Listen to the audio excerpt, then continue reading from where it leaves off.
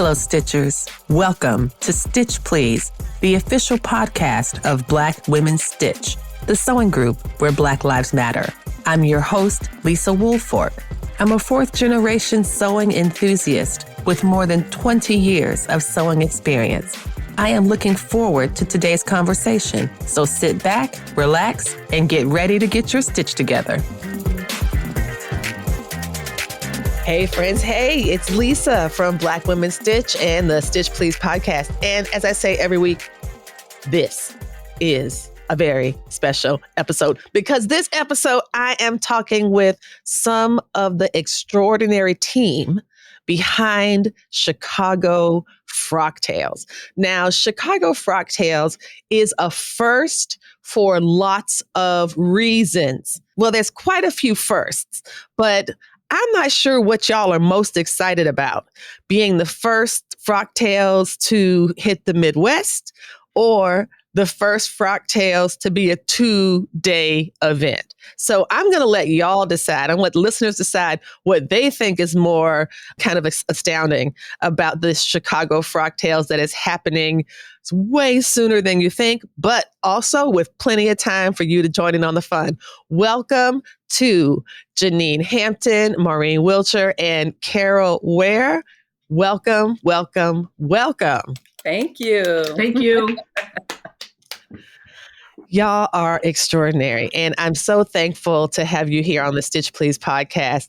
Can you tell me what made you get involved with Chicago Frocktails? Okay, so I guess I'll start. I've been asked to do Frocktails since 2018, and I said no. Then I was approached again in 2019, and I said, I don't know, and then the pandemic hit.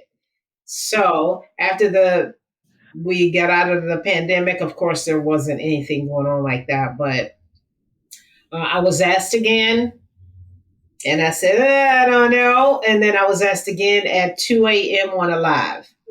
Okay, so you were on, this was TikTok, I believe? Yes. So you were over on the Clock app, as they say, because there's the other social media platform that we shall not name.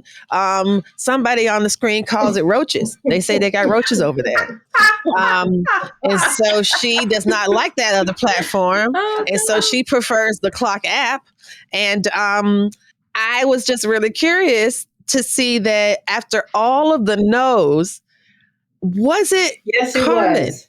the founder of the Black Sewing Network? Did she have any role in getting you, Carol, who's already running a Facebook group that's pretty substantial, very large group?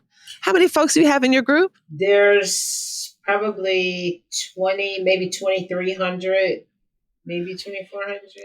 2,400 people in a Facebook group is not nearly enough to keep a person busy. Not at all. So, Not at all. Carmen, so you're up in the middle of the night, doing who knows what all with the sewing machine and a press and your iron and all that good stuff. And Carmen says, Carol, I bet you ain't busy. Carol. I bet you ain't busy.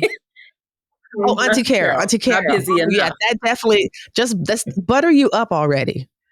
Auntie Carol, you wise Jedi.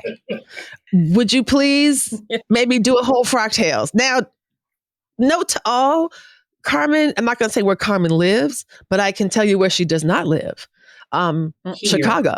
She does not live in Chicago. And yet she has brought forth a Chicago Frocktails. And for that, we say thank you. Thank you. So how did she get you going? Well, we all know how forceful and forward Miss Carmen is.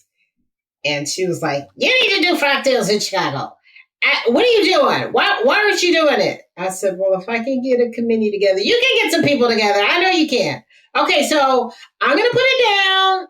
And then I was just kind of like sleepy. And I said, okay, you know how you ask your mother and father for money when they sleep? And they say, oh, can I go to this party? Yes. And they say, yeah. Exactly. Kind of the same thing. Yes. Listen, unfortunately for you, unlike your parents, she has your agreement on video. Yes, she does. And so you said it and you cannot take it back. So how were you able to get the wonderful team members that we see here today, Maureen and Janelle. How did you all join the team? I guess I joined because I guess I needed some more stuff on my plate, right? It's never Exactly. too much. I'm all over the place. But I had actually thought not about doing Frocktails because I recently found out about Frocktails, but I did want to do a national sewing meetup. And so when I found out that Carol was on the bandwagon or had gotten off the bandwagon to start it.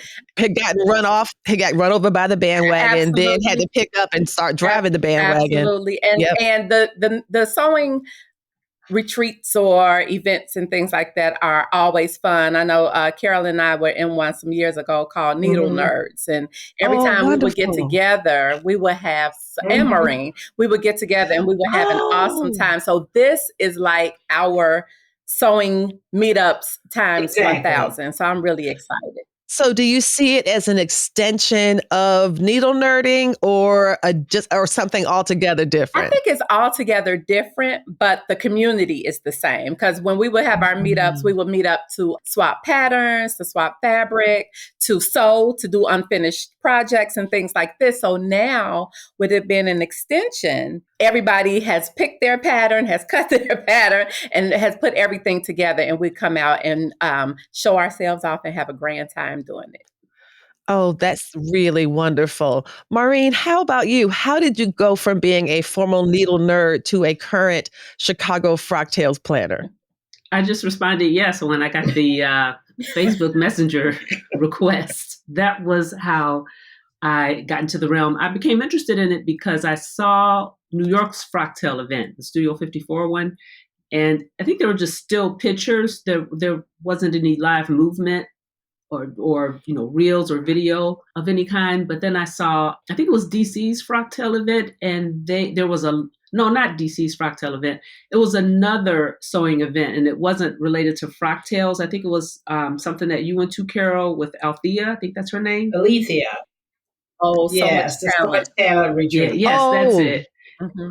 Exactly. Oh, there's so much talent retreat. Yeah, excellent. In Atlanta, yes. And so there was a live line dance, and I thought that was really cool. And at that point, I knew that I was going to join something the next time it had come up, and that it wouldn't be sold out, and that it would be similar to what I saw at Alethea's sewing event, the footage from that.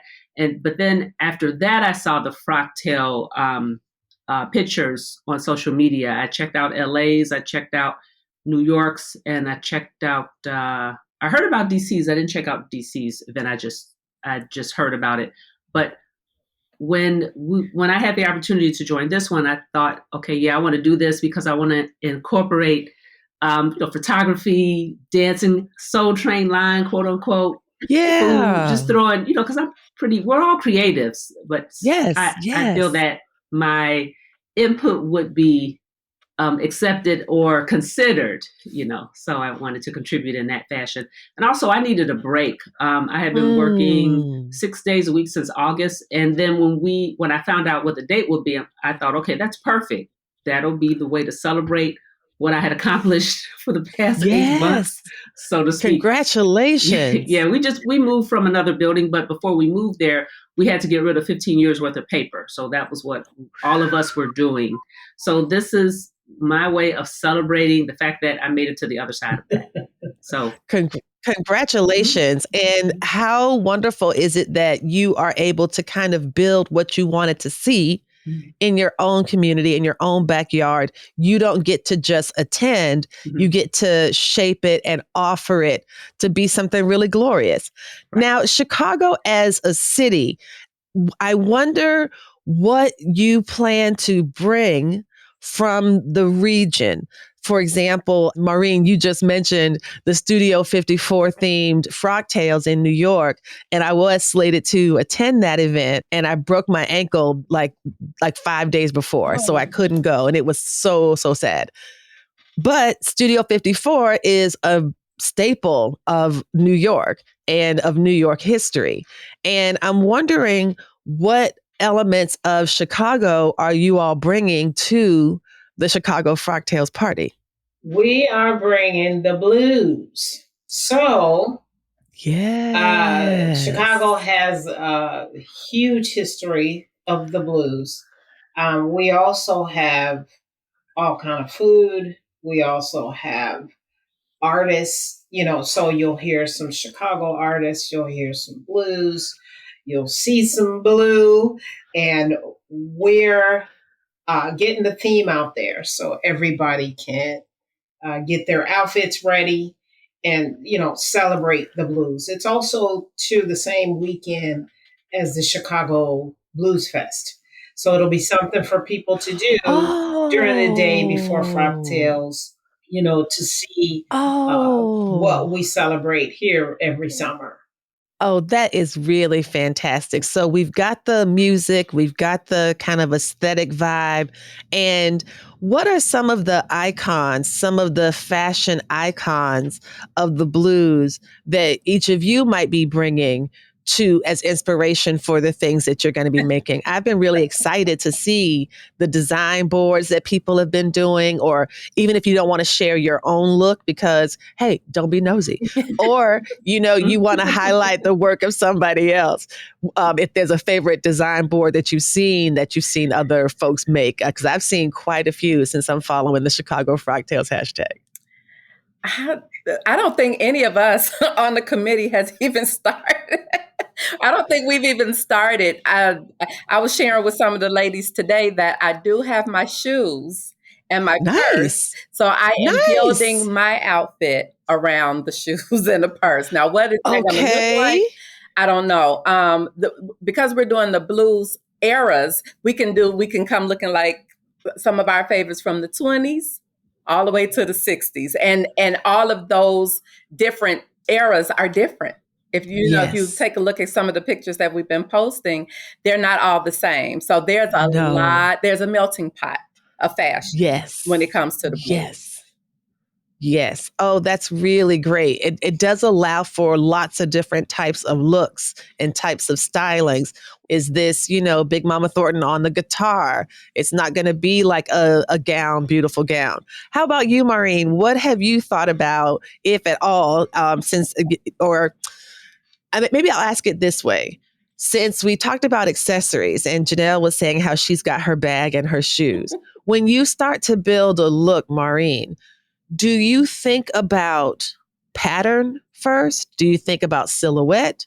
Or do you get inspired by a fabric and say, oh, I know what that's going to be? How do you start to build a particular look or style? Hey, friends. Hey, I know you're enjoying the audio version of Stitch Please, and thanks so much for listening. But you're missing out on all the great stuff going on behind the scenes. That's why I'm inviting you to join our Black Women Stitch Patreon. For as little as $5 a month, you can see all the video versions of the podcast. Plus, you get some amazing swatch cards. You know how much I love these swatch cards. Look, see how cool these are? Oh wait, you can't see them because you are not yet on the Patreon. So when you join the Patreon, you'll be able to see this, me showing you these amazing cards. We also have some great perks at the other tiers, like discounts, swag, office hours, and more. Don't be the last sewist in the group now. Head over to patreon.com/blackwomenstitch or click the link in the show notes and become a Patreon supporter today. We truly cannot do this without you. So thank you so much. First thing that comes to mind is comfort. And when I was checking out social media and also the internets, looking into blues fashions, you saw a lot of casual dressing. And it was, as you mentioned earlier, just let it all hang out, wear whatever you want, be it a t-shirt, blue jeans. I wouldn't be surprised if I saw some of our guests show up in, say, a blue jean ensemble of some sort. And then on the flip side of that, there was some feminism as well. In terms of clothing, dresses. I saw a few dresses with slits, but what brought about the feminism in the clothing were the accessories, such as a flower on the dress or a flower in the hair. Interesting. And shoes, shoes with interesting pumps, so to speak.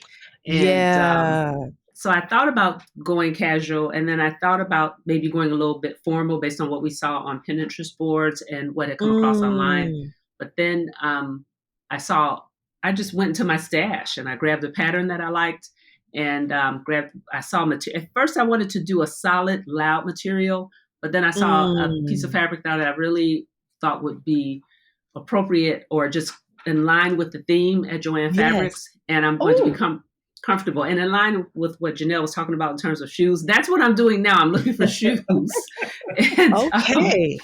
I don't want to pay a lot of money for shoes that I don't wear, often, Right. So, that's a good point. So I want to be comfortable, but then I don't want to have on this nice, comfortable dress, mind you, and then look a gush like with these shoes on.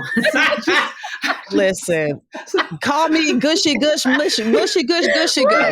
But because your girl is not about to have some bunions, and my toes mad at me because I'm trying to squeeze into some vintage 1940 shoes. But she was cute though. She was cute. She lost a toenail, but her outfit was banging. Did you see those shoes?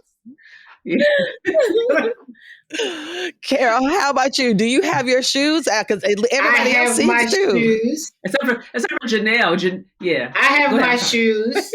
I have my fabric. I have my pattern. Ooh. I'm ready to literally sit down, sew, and cut. It's finding the time for me. So yeah. And so I do know what I'm going to make. And actually, I found out what I was going to make. One day I was in my sewing room cleaning up all my mess, and I got about 80 gajillion 5011 patterns.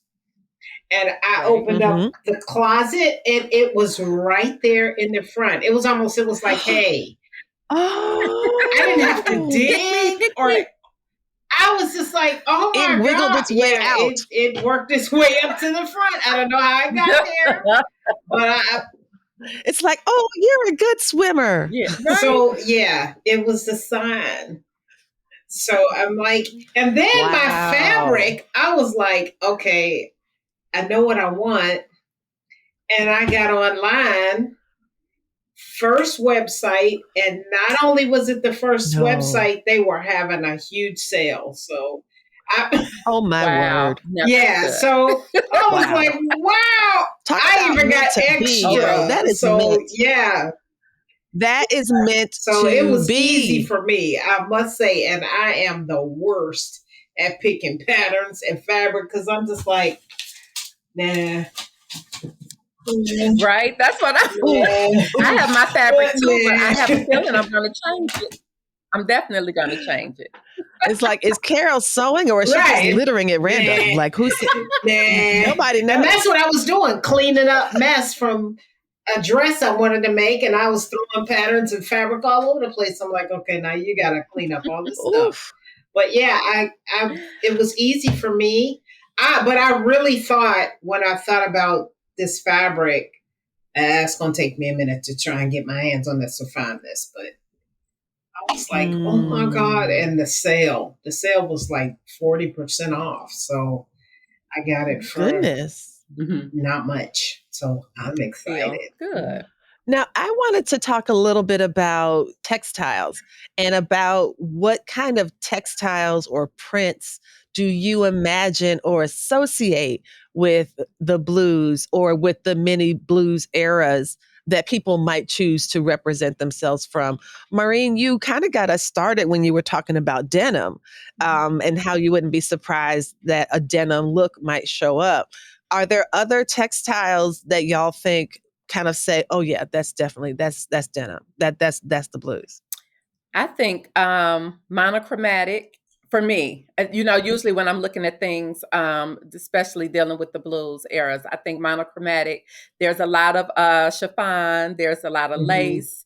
Taffeta is one. And satin. There's a lot of satin I've seen. And satin. And there's a lot of satin. Yep. And not so much sequins and beads, but some, but like minimal. Like you may see a chiffon fabric that has some sequin lines on it, or maybe it has some beads, but not a completely covered beads, not completely covered sequins. So a little bit more on the airy tip. There's some flowy things out there, some flowy fabrics, but a little more airy. And then when you jump into the hard blues, now we're talking about plaid shirts and zoot suits and Suiting. t-shirts and sateen. Yeah, I was thinking suitings, like houndstooth, Yep. like a houndstooth print. Not so thick, something comfortable, because you have to remember, back in the 40s and the 50s, there wasn't wonderful air conditioning like we have. They had fans, Right. so it was the men weren't Right. a lot of the zoot suit wearing guys when they take their jackets off. And you know what? honestly, they also moved a lot. People danced back in the day. Oh, so you do have to have something yes. that's going to allow you to dance. And like Carol was saying, allow you to breathe. So that type of breathable fabric is important too, because they moved. You know, they weren't just sitting around at the bar drinking and talking like most of the newbies do these days. They moved. So there's a little bit of, like in the pants, there's some cotton twill, khaki. Those are really good fabrics that they were using that were cool, but they were dancing in them. Plaid shirts. That's a good point. Yeah. That's a good point. To kind of have that kind of freedom of movement, and also not to kind of sweat out your suit and have it be all gross, you know? I was also thinking about the Chicago flavors and Chicago food, and like the things that I think about, which, you know, one of my number one favorite things is like Garrett's popcorn. And I'm like, even though I only get the caramel because I just can't understand the caramel and the cheese corn, like, how does that go together? But people love it. I know it's a very popular thing. I also loved Harold's chicken, the one that was near where we stayed. And then Carol told me it was called a lunchbox cookie. But I'm telling you, whatever them little cookies were. The butter cookies. They were butter cookies. The lunchroom. What do you call it? Lunchroom butter cookies, please. Yes, and more. The Chicago hot dogs, you know, again, I'm kind of like a plain Jane, you know, mustard, ketchup, relish kind of person, but y'all be going aggressive on the hot dogs. And the Italian ice is good here too. A lot of people love our Italian ice is definitely a Chicago staple. And we're coming during the time when these things will be out and available. But you said that you all have a menu, or there's going to be food as well for Chicago Frocktails. Are you thinking about bringing in some of the flavors of the region? You know, we just talked about this, but I think because of the committee members, and our committee members are very particular. They are very classy and bougie, a lot of them. So I don't know. I don't know about any hot dogs, and I don't know about any Harold's chicken, but the menu is phenomenal. Listen, I'm gonna get my chicken and I'm gonna get a hot dog. And you and you know what? They're in the area. They are in the area. Exactly. You don't have to provide that. Far. Harold's isn't far. White Castle is down the street. And White Castle is down the street. So everything that you need to eat. And that's the thing about the Chicago flavor.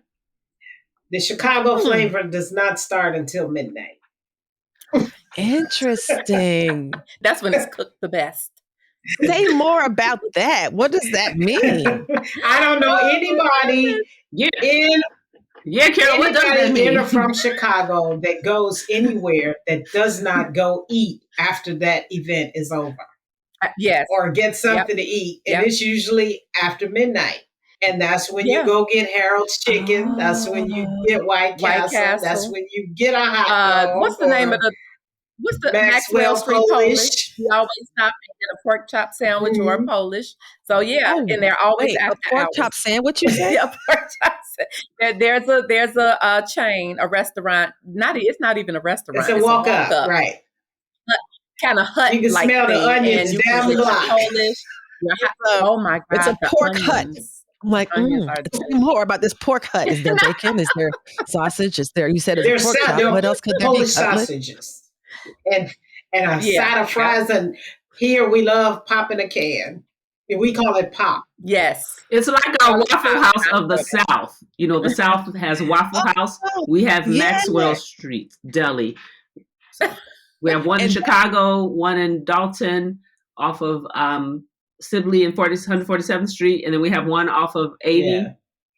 Yeah. Yeah. That's off of I-80 off Right. Halsted. That's the one near those me are the three. on Halsted. Oh, that's amazing. Oh, this is so exciting. Now, as if it weren't enough to have like, you're going to have food. And even if it's not like the kind of, not many people are going to be popping off, hot dogs at the Frocktails. No. So I can understand that you would not have that, but you're going to have food and beverages and things like that. And it'll be, I'm sure, quite lovely. Is there anything you want to share with us about what you all have chosen, or do you want us to be surprised? I don't want to give too much away. No. It's a surprise. Okay. Sounds good. And we are going to enjoy it with gratitude and happiness. Yeah. Now, after the party, and there's all these great things. And do you have any sponsors that or sponsors or relationships or collaborations that you've worked with beyond like each other? Is that something you all are interested in, or? Do you want me to just mention a couple of the sponsors that we've received, donations from, or that we've already solidified? I can also definitely mention them. Sure. Yeah. If anyone you'd like to mention or to shout out or to get people excited, like, oh, wow. We can shout out Sword Academy. So Mimi G was very gracious in helping us. Okay. So at Mimi G's Academy, that's fantastic. A lot of great ways to learn to sew online. All Brands. Absolutely. All right. All Brands Sewing, and All Brands has sewing machines and all kinds of stuff like that. Okay. We have Aliso. Oh, Aliso, nice. They've got those irons that jump up and scare you. Right. They also do not they make sure you don't burn your ironing board, and they make sure you don't burn your fabric too. We have Big Mac. Anna, yes. Oh yeah, yeah. We all love and love one of Anna's mats. Oh yeah, Anna's great. Oh yeah, and I love my Big Mac. Okay, wait a minute, and I have one more. I'm looking it up right now. They are. Drum roll, please. Drum roll, please. Right. There we go. Apparel Redefined. They're tell us supplying about them. our swag bags. And wow. Okay, and I won't say anything else. And a couple of other things that's enough to know as well. That's enough to get you excited. It is. That's enough to get people excited. And y'all, this event is happening, and I haven't even gotten to day 2 because, as we said at the top of the show, this is one of the only Frocktails I have known, in my knowledge, that is a 2-day event. Yes. So on the second day, but wait, there's more. It's like, oh, I'm going to go to the airport. But wait, there's more. So you want to share a little bit about what that option as well? Let me shout out the Textile Discount Outlet of Chicago.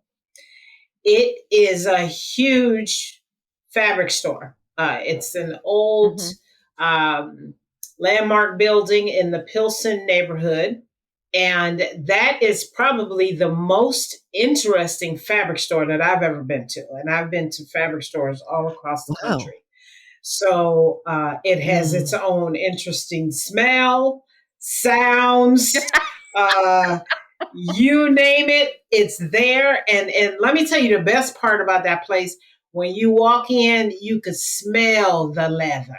And it's just kind of like, okay, where's that coming from? And it's 4 floors, right, Carol? 3. Is it 3 floors or 4 floors? Yes. 3 floors. 3 floors of fabric. And embellishments and applications. Oh, my word. Notions. Ribbons and zippers and stuff. Oh, my. That's I mean, it's like after you go to a Frocktails, one of the things I get excited about is looking at the other garments that I've seen people wear. And it's like, oh, that's so cool. I'm like, oh, I love that. What pattern did you use? And we're getting all this information. And then at Chicago Frocktails the next day, you could take that information about looks that you saw that you liked, pattern information you shared and learned from somebody at the Frocktails the night before, and go to one of the biggest fabric stores and get in this region or all out. and find what you want, Yeah. or find more inspiration for the next thing. Yeah. That's really fantastic. That is really fantastic. And a plus to the going to the fabric store is you don't have to Uber. We have chartered transportation. So those who are attending who want to go fabric shopping, they don't even have to worry about coming and going because we've taken care of that as well. I love that. And that way you can plan to bring an extra suitcase with you. That's what somebody said. So that you can have that second check bag, because it's either $60 to check the bag or $40 to ship the box, and you got to find a box and blah, blah, blah, blah. Absolutely. I mean, y'all think of everything. I think this is wonderful. Now, the slogan of the Stitch Please podcast is that we will help you get your stitch together. And I'm going to ask each of you all, as we head into getting close to Chicago Frocktails, how would you advise someone to help them get their stitch together in time for Chicago Frocktails? What advice do you have that can help us get our stitch together? Maureen, can we start with you? Book your hotel now, because there's a lot going on in Chicago. After beginning, I'm downtown 3 days a week. Before it was 5 days a week. And the folks are hitting the pavement with the suitcases. Mm-hmm. I saw that back in, I want to say, the third week in March. So the tourists are here. Yes.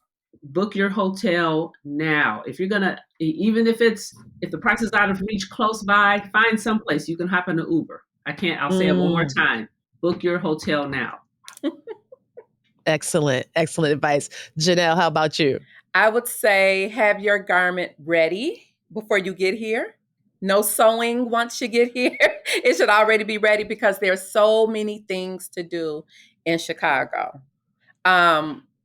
We have a saying in Chicago, we call it summertime shy.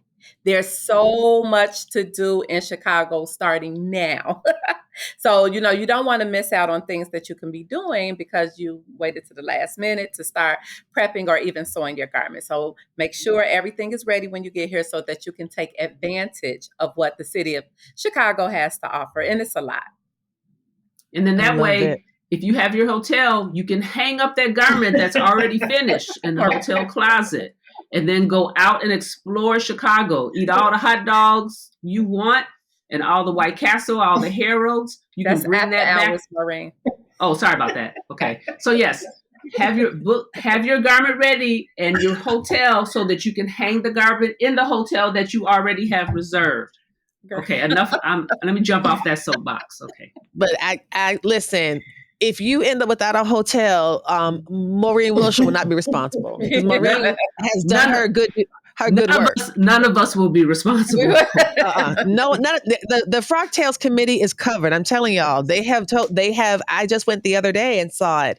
The hotel, the room block, and how close it is in walking distance. Yes. I'm like, that's where I'm staying. Yeah. So absolutely yes. And Carol, we'll leave it with you. What advice do you have for those who are listening and trying to maybe on the fence about, can I do it? Can I not? How would you help them get their stitch together to come to Chicago Frocktails? Come to Chicago Frocktails. This is the third largest city in the country. Come here, have a great time. We have plenty of things to see, plenty of things to do. Falling on Janelle's coattails. Make sure your outfit is done. Start it as soon as you can. We'll be having sew-alongs and all kind of fun things Carmen has going on our social media for you to get your stitch together nice and early. So you can come here, be mindful, and so you can be safe, enjoy yourself, and enjoy the event that we're planning for everybody to come to attend. Excellent. Thank you all so much. I'm so grateful for your time and looking forward to a fantastic Chicago Frocktails. Thank you for having us, Lisa. This was nice. Y'all are amazing. Thank you. You've been listening to Stitch Please, the official podcast of Black Women Stitch, the sewing group where Black Lives Matter. We appreciate you joining us this week and every week for stories that center Black women, girls, and femmes in sewing. We invite you to join the Black Women Stitch Patreon community with giving levels beginning at $5 a month. Your contributions help us bring the Stitch Please podcast to you every week. Thank you for listening. Thank you for your support. And come back next week and we'll help you get your stitch together.